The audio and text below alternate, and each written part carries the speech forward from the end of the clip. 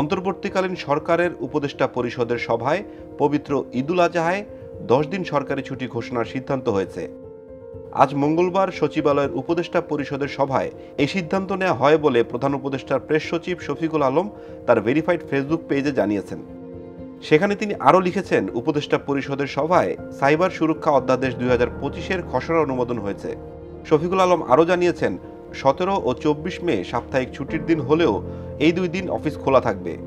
ছুটি ঘোষণা করা হয়েছে। ছুটি হচ্ছে আপনারা জানেন যে আগে থেকে ডিক্লেয়ার ছিল ছুটি 5 থেকে 10 তারিখ পর্যন্ত, 5ই জুন থেকে 10ই জুন পর্যন্ত ছিল হচ্ছে ঈদুল আজহার ছুটি।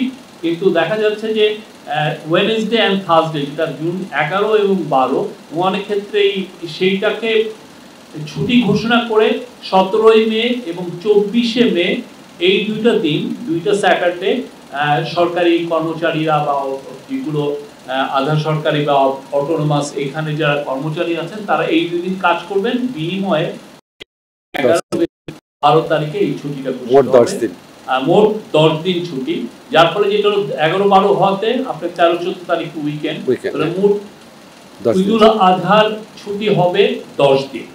আর এই ক্ষেত্রে ব্যাংক কোম্পানিগুলো যেহেতু তাদের ব্যাংক কোম্পানি অ্যাক্ট দিয়ে চলেন, ব্যাংক কোম্পানি তাদের মতো করে ডিক্লেয়ার করবেন, প্রাইভেট কোম্পানিগুলো তাদের মতো করে ছুটি ঘোষণা করবেন।